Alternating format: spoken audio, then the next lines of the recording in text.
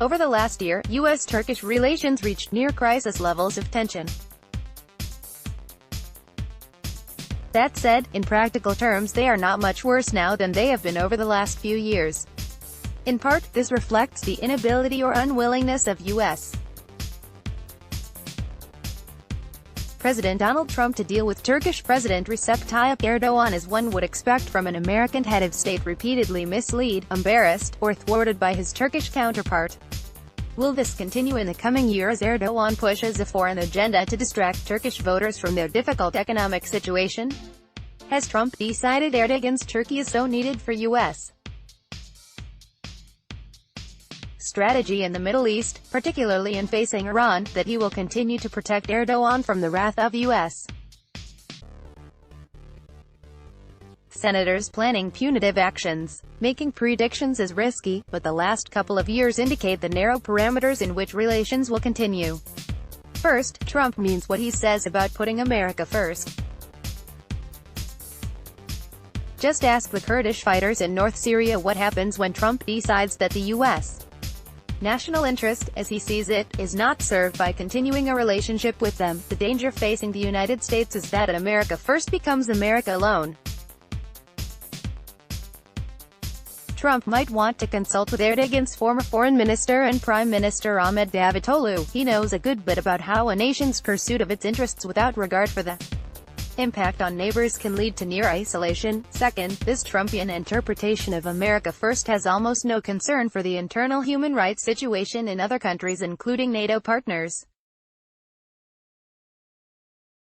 While journalists, academics, and others in Turkey, Egypt, Saudi Arabia, Russia and elsewhere face varying degrees of persecution or worse, they all know that the United States during the Trump administration will only lobby for respect for human rights in a country if it has some proximate advantage to U.S. policy goals as in Nicaragua, Cuba and Venezuela. The case of Hong Kong teaches this forcefully. It was the Congress and not the executive branch of the U.S.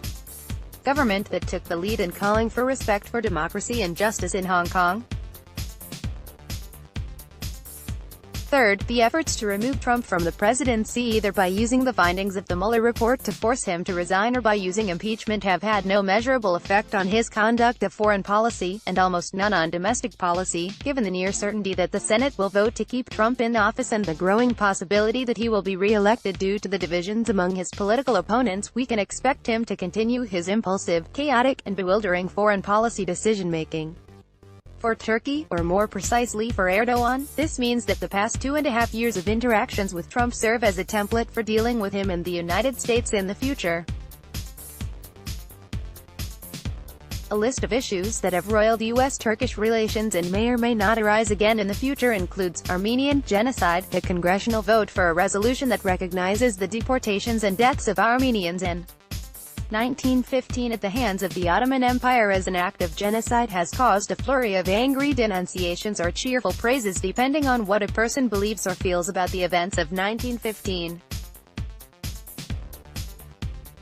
But in practical terms, it means little. That is why Trump's intervention with his staunch ally in the Senate, Lindsey Graham, intended only delaying, not stopping the Senate resolution approved this month. Trump will now put the issue behind him and the bellicose speeches of the Turkish government and the Turkish parliament will soon die down. Syria, Trump will continue to safeguard the U.S. vital interests to keep Iran from forming an unmolestable land bridge from Iran to the Mediterranean and the border of Israel. Beyond that goal, given the demise of Abu Bakr al-Baghdadi and the Islamic State, ISIS, having morphed into a diffuse terrorist organization rather than a terrorist state, Trump will largely leave Syria to the tender mercies of Bashar Assad, Vladimir Putin, and Erdogan. If Erdogan overplays his hand and lashes out at non-terrorists, Kurds or others, the U.S.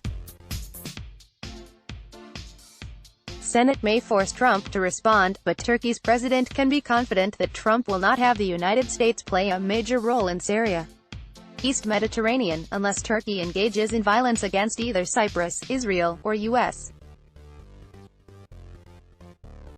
companies operating in the eastern Mediterranean hydrocarbon reserves surrounding Cyprus. Trump will likely leave the lead in this dispute to the European Union. The U.S. oil and natural gas bonanza from fracking allows Trump to worry little if at all about world oil, gas markets, only if Turkey sought to undermine the sovereignty of Israel or the financial interests of U.S. companies by impeding explorations for hydrocarbons, or their eventual delivery to world markets. Would Trump be induced to intervene in what he sees mainly as an issue of EU and others? Gulen and his followers. Trump may still have some advisors who would advocate for honoring the extradition request for U.S.-based Islamist cleric Fethullah Gulen regardless of the insufficient evidence provided to date by Ankara to prove Gulen's involvement in a failed coup attempt in 2016. But Attorney General William Barr is not someone who will accept to bend the law to suit the political expediencies of the president. At the same time, Erdogan has gotten just about as much political capital from coup prosecutions, fair and unfair, that he can. The Turkish state will continue to press for the extradition of Gulen and many of his followers from the United States and European countries, but dealing with the economic crisis looming in Turkey captures the vota's attention more than does efforts against alleged coup plotters. NATO, Russia. Some Washington-based pundits may call for Turkey's expulsion from NATO, but such calls will go unheeded. Trump seems to have decided that NATO is useful to the United States and therefore no longer treats it with disdain, though he continues to complain that many NATO allies have hollowed out their militaries. Having decided that Turkey turned to Russia for an air defense system because former U.S. President Barack Obama would not sell Patriots to Turkey, and unconcerned by the loss of Turkish participation in the U.S.-led program to build F-35 fighter jets, Trump attaches far less importance to Turkey's acquisition of the S-400 system than does the U.S. Senate. It is worth noting that the U.S. defense funding bill for 2020 approved last week includes funds for the long-term storage of up to 6 F-35s earmarked for Turkey, as well as a call for Trump to impose economic sanctions under the Countering America's Adversaries Through Sanctions Act, or CAATSA. Apparently the U.S. Congress is willing to pay to put a definitive end to Turkey's participation in the F-35 program. In sum, Erdogan has been successfully navigating the U.S.-Turkey relations with the aid of Trump's personal admiration for him, Trump's focus elsewhere, and the voices of a few influential advisors who view Erdogan's maladministration of Turkey as a temporary challenge to be tolerated so U.S. interests with a geostrategically significant ally can endure. Any checks on Erdogan's adventurism in Syria, Libya, the eastern Mediterranean or elsewhere as he seeks to distract the Turkish public's attention from the current economic situation will have to come from within, not from abroad. Copyright Ahval English. The views expressed in this column are the author's and do not necessarily reflect those of Ahval. Let's block ads. Why?